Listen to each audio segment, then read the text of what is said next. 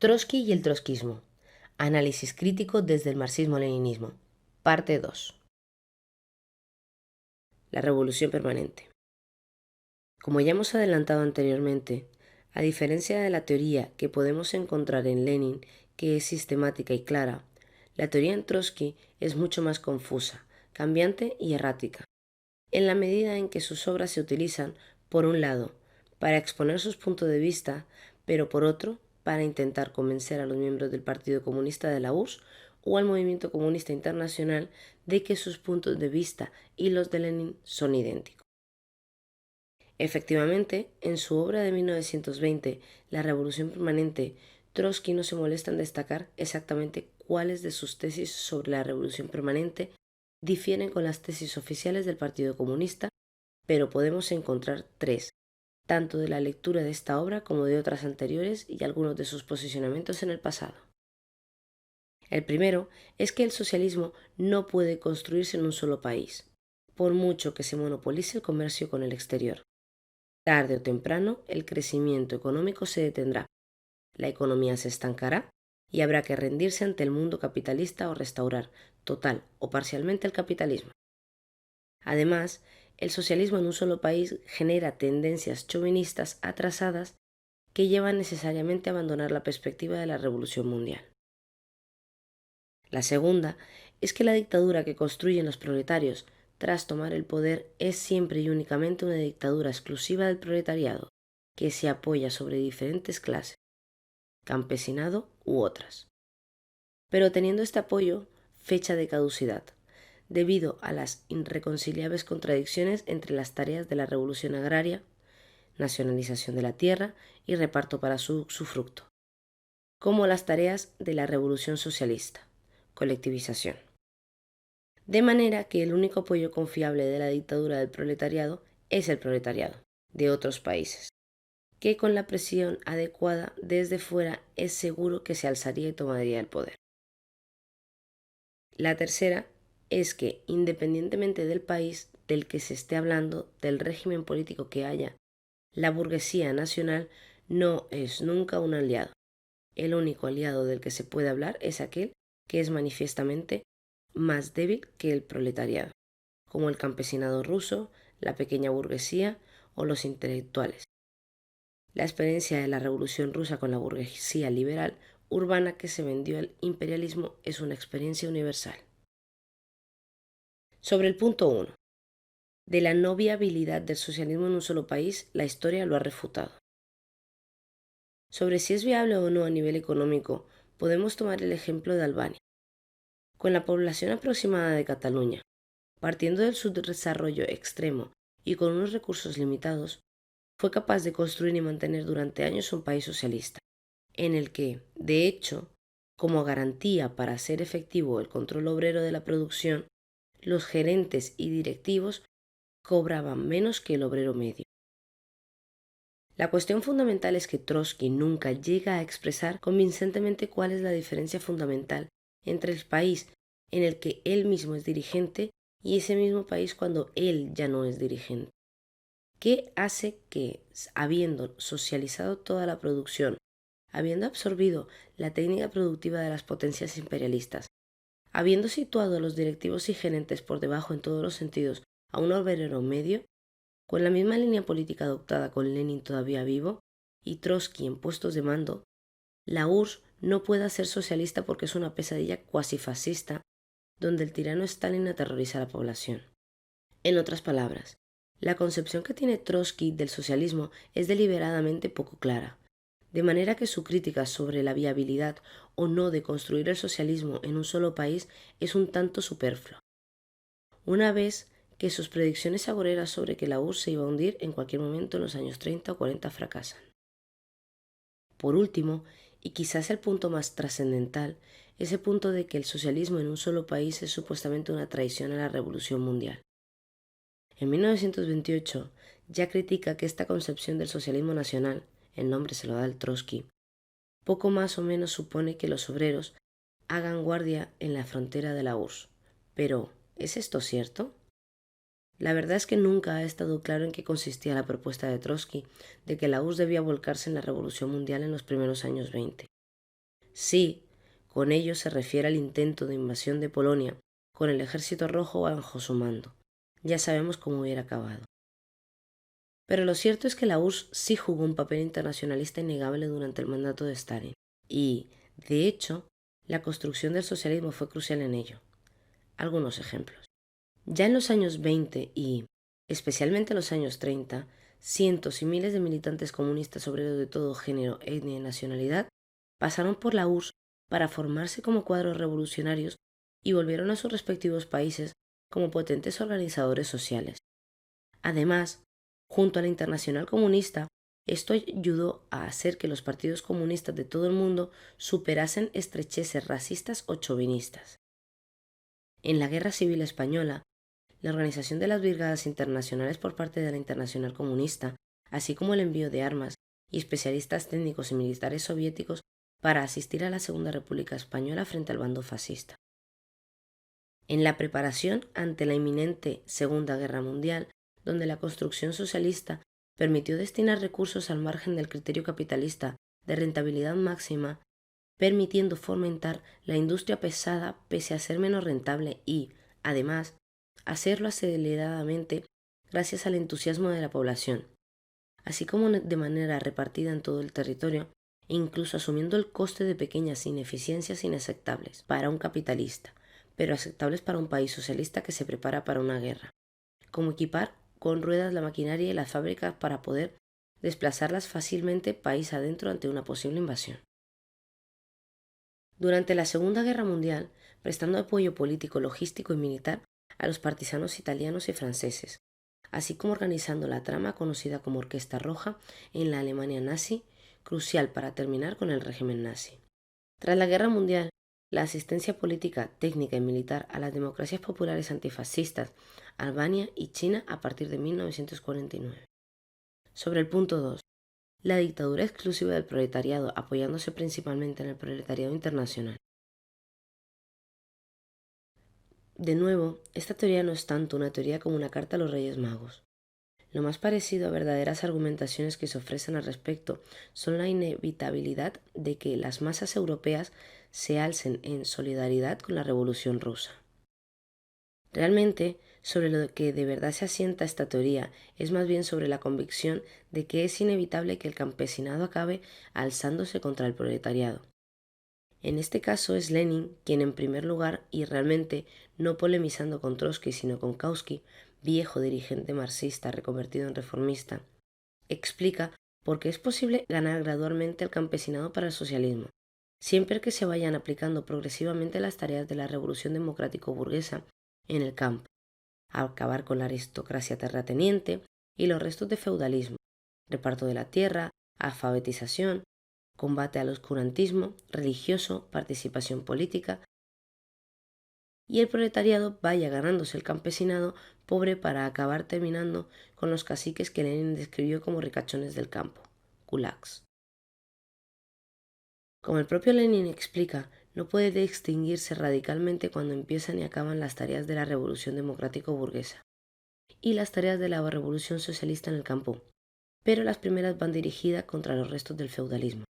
mientras que las segundas van contra el capitalismo y de la mano de todos los explotados por el capitalismo, incluyendo al principio los burgueses rurales, kulaks. Naturalmente, la dictadura es de obreros y campesinos,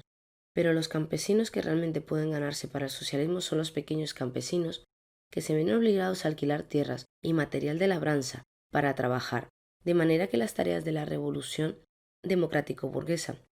al culturizar a los campesinos y eliminar a los grandes aristócratas terratenientes cediendo la tierra, propiedad ahora del Estado, para que la usen los campesinos, permiten a estos pequeños campesinos ver que su enemigo ahora son los ricachones del campo, que deben excluirlos de los soviets, que sus verdaderos aliados son los obreros urbanos, con los que intercambian comida a cambio de instrumental y mercancías elaboradas. Esto fue lo que se estuvo haciendo en el campo de la URSS hasta que, en los años 30, con la necesidad de acelerar la industrialización y garantizar el abastecimiento, el gobierno soviético se vio obligado a lanzar una colectivización forzosa que generó gran resistencia entre kulaks y problemas de abastecimiento durante años, que el gobierno soviético trató de evitar hasta que finalmente logró estabilizar la situación tras la Segunda Guerra Mundial, ya sobre la base de cooperativas y empresas agrícolas socializadas. Sobre el punto 3, el cierre en banda una posible alianza con la burguesía nacional. Aunque este pretendía ser, en principio, un punto menor de la teoría de la revolución permanente, es el único que realmente ha tenido trascendencia práctica, dado que los otros dos no dependían de la voluntad de Trotsky ni del movimiento trotskista. Pero por supuesto no nos estamos refiriendo con esto a que Trotsky y su Cuarta Internacional lograran organizar como aseguraban que era absolutamente inevitable que ocurriera, sino a que hemos podido ver en la práctica en qué se traduce el análisis de que es imposible apoyarse en una burguesía nacional para una revolución de liberación nacional en un país dominado por el imperialismo. El rechazo a la revolución conjunta con la burguesía nacional, unido al esquematismo en torno a la relación entre la clase obrera y el campesinado, llevó a que Trotsky fuera tremendamente insistente en que la Internacional Comunista había ahogado para siempre la revolución en China. Hubiera sido interesante ver la reacción de Trotsky si hubiera vivido para ver en 1949 la Revolución China, la Revolución de Liberación Nacional dirigida por el Partido Comunista Chino, seguidista del campesinado, según Trotsky, y, además, en un régimen revolucionario conjunto con el campesinado y con la burguesía nacional patriótica. En cualquier caso, la noción detrás de esta postura toma un carácter más peliagudo, cuando pretende hacerse extensiva a la postura de los comunistas en potencias imperialistas, que, según Trotsky, en ningún caso deberían solidarizarse con el gobierno no imperialista. Trotsky no considera que un gobierno no comunista pueda ser antiimperialista. Ante una agresión externa simplemente debe mostrar solidaridad con su pueblo y apoyar el lanzamiento de los trabajadores del país dominado, también contra su gobierno. Para colmo, en esta categoría Trotsky incluye a la URSS ante un posible ataque por parte de los nazis. Es decir, Trotsky desdibuja por completo la noción de contradicción principal y contradicción secundaria. Hace como que no existe y trata de extrapolar un esquema de acción a todos los países. En todas sus obras se desvive por matizar esto, por explicar que, por supuesto, hay tareas burguesas, se pueden tejer alianzas, pero el hincapié que realiza en todos sus escritos cuando se posiciona de manera más concreta deja ver a las claras un esquematismo que el movimiento trotskista históricamente ha reproducido. En los países dominados, tener exactamente la misma agitación que se tendría en una potencia imperialista combatiendo frontalmente por igual a la burguesía nacional en su conjunto y a la burguesía compradora aliada de los imperialistas, en las potencias imperialistas demasiado a menudo se ha podido encontrar a trotskistas y reformistas de autodeclarada inspiración trotskistas, confiando ciegamente en procesos de desestabilización claramente en manos de las potencias imperialistas contra gobiernos antiimperialistas. En resumen, la teoría de la revolución permanente no es la teoría leninista de la revolución, es un sucedáneo idealista incapaz de ofrecer herramientas reales para superar el capitalismo y presenta un esquematismo que hace que sea particularmente susceptible de acabar haciéndose el juego a las potencias imperialistas dentro del movimiento obrero. El programa de transición y las demandas transicionales. Este es quizás un punto menos conocido fuera del movimiento trotskista, pero es uno de los postulados cruciales con los que realmente arranca la Cuarta Internacional. Por supuesto, como ocurre con la revolución permanente, no es un programa viable. De hecho, la consulta del documento que da nombre a la doctrina, leído hoy en día, supone casi un documento cómico en vista de lo tajantemente que la Cuarta Internacional expresa su «quítate tú que me pongo yo». Al menos si no fuera por su maximalismo y sectarismo que pueden hacer hervir la sangre a alguien con memoria histórica. Para entender mejor la idea de las demandas transicionales y el problema que suponen, es necesario detenerse un momento a reflexionar sobre las fases que toma la lucha de clases, para presentar la información de una manera ordenada y comprensible. Utilizaremos a continuación el análisis de las fases de la lucha de clases sintetizado por Will Dickut a partir de los análisis de diversos dirigentes comunistas. Lo primero que hay que tener claro es que la revolución no puede hacerse en cualquier momento. Para hacer la revolución es necesario un partido comunista con las características explicadas anteriormente, que además sea capaz, mediante su referencialidad, interviniendo en las organizaciones de lucha de masas, de construir un frente único de la clase obrera, en el caso de una potencia imperialista desarrollada, un frente de liberación nacional democrático en una potencia dominada, o un frente popular en una dictadura fascista. Y, por supuesto, las masas no están masivamente organizadas, porque el capitalismo no es un sistema que fomente la participación política precisamente. Así que no basta con que las masas organizadas en frentes dirigidos por el Partido Comunista estén listas. También ha de estarlo una mayoría decisiva de la clase obrera y en menor medida de otras capas populares, cosa que depende de muchos factores. De esta manera, la mayor parte del tiempo la población explotada y oprimida por el capitalismo se encuentra en una fase no revolucionaria de la lucha de clases, donde la población da luchas por reformas que mejoren su nivel de vida y se enfrenten contra el Estado o los capitalistas de manera diversa y puntual. En estas circunstancias, la tarea principal de las y los comunistas es constituir el Partido Comunista yendo a las masas tanto para aprender de ellas como para aprender a dirigirlas y ganar referencialidad, a la vez que tratan de llevar esas luchas por reformas a su nivel más consecuente e intransigente posible, tratando de popularizar reivindicaciones políticas, utilizando la ventana de oportunidad que abren para hacer ver cómo opera el capitalismo, cómo opera el reformismo y cómo opera políticamente las distintas clases sociales y dando a conocer el objetivo final.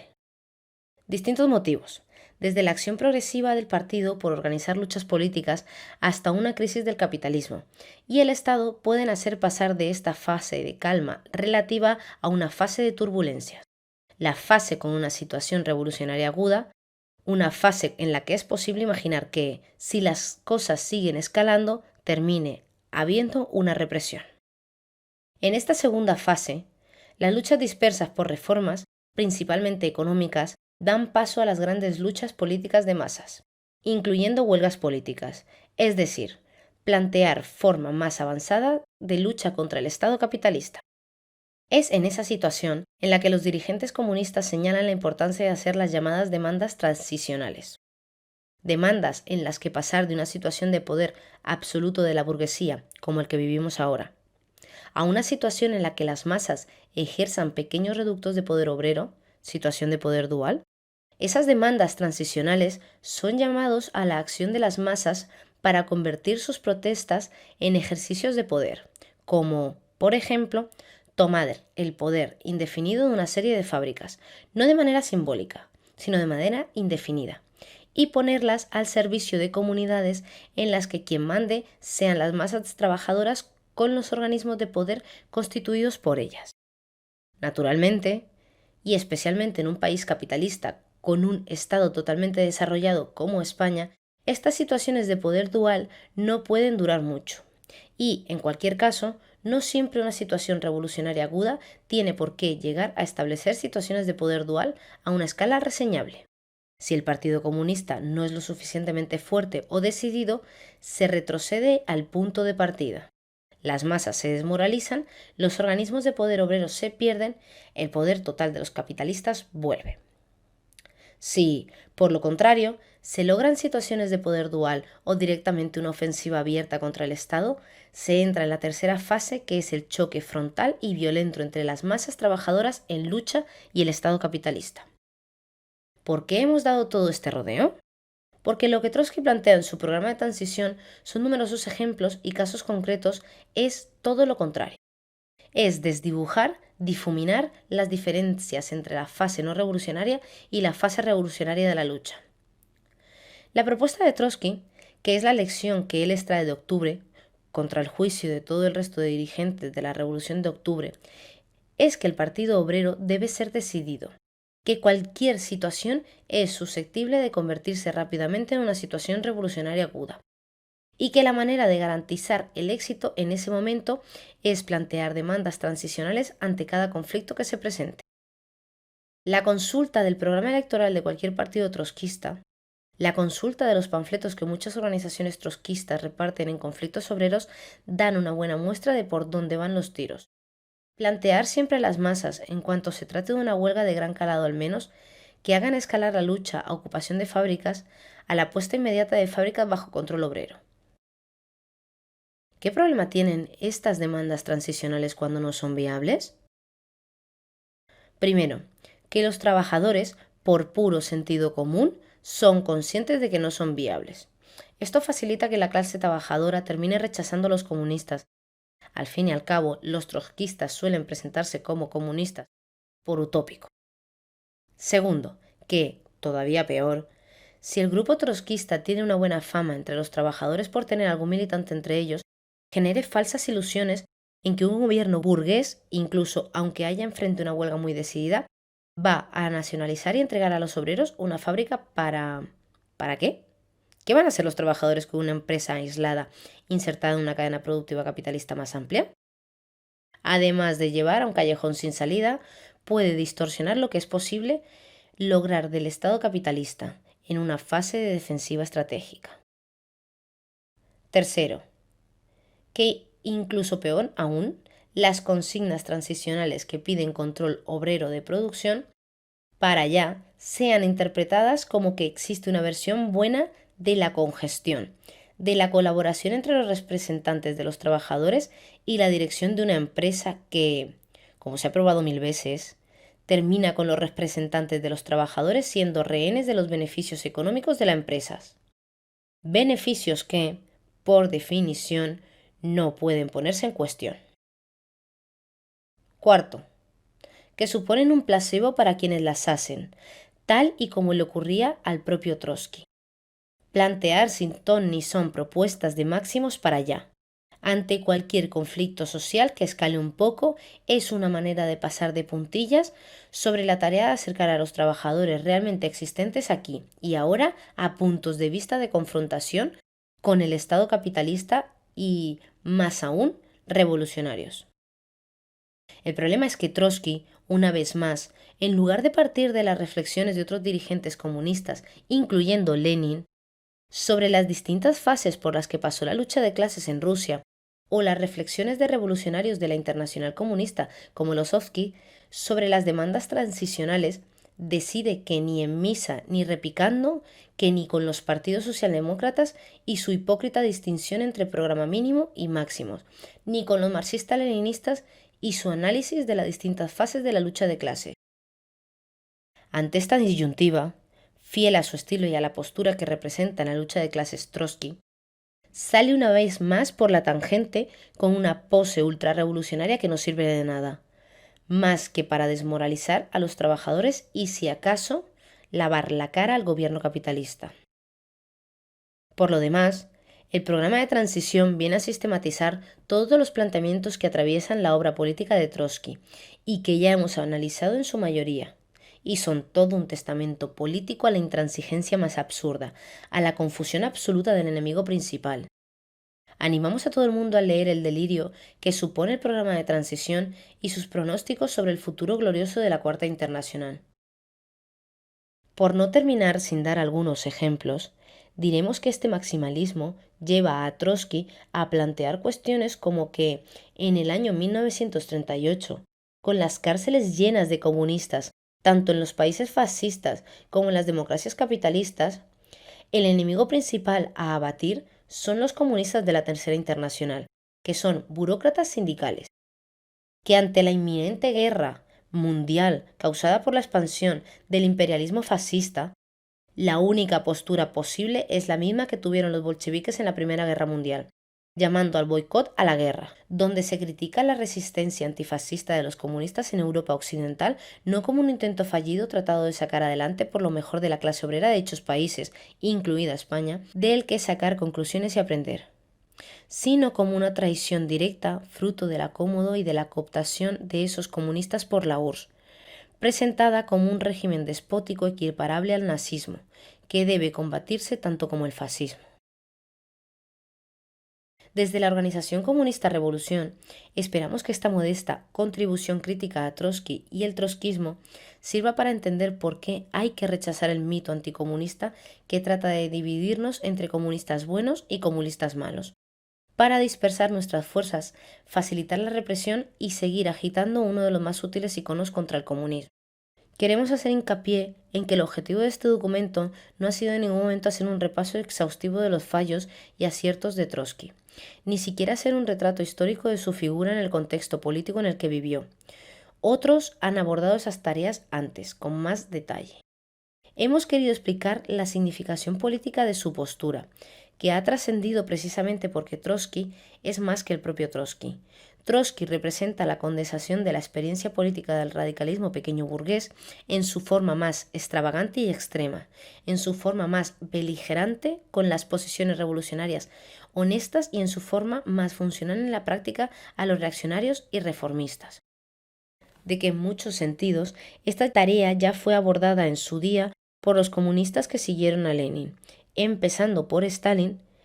pero la propaganda capitalista y la manera en la que el revisionismo ha configurado su postura sobre Stalin han llevado a que, salvo para quienes ya están muy cercanos al comunismo,